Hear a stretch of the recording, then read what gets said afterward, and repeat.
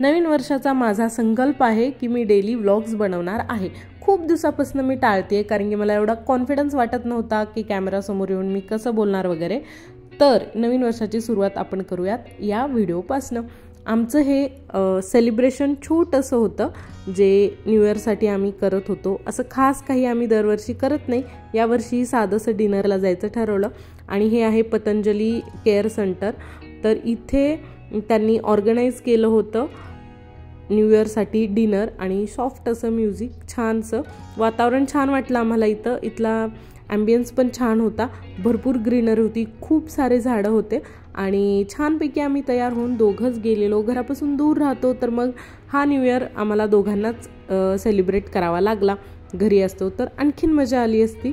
तर हे छान असं त्यांनी डेकोरेशन वगैरे केलेलं होतं। इथे पतंजलीचं छोटंसं शॉप देखील मध्ये होतं आणि इथलं जे जेवण होतं एवढं सुंदर जेवण आम्हाला मिळालं।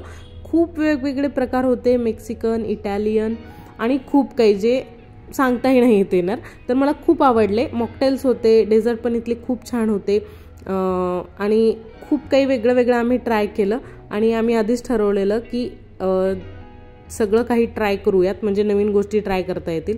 इथला पास्ता माझ्या नवऱ्याला खूप आवडला, त्यांचं तर जेवण त्याच्यावरतीच झालेलं। मी थोडंसं इंडियन पण ट्राय केलं आणि शेवटी खाल्ला मी डेझर्ट। मला एक नवीन गोष्ट आज माहिती झाली की तुम्ही गुलाबजामुन व्हॅनिला आईस्क्रीम सोबत खाऊ शकता आणि आदित्यला ते एवढं आवडलं, म्हणजे असल्या विचित्र गोष्टी त्याला आवडतातच, मला नाहीत आवडत, परंतु खरंच वेगवेगळ्या गोष्टी ट्राय करणं पण गरजेचं असतं।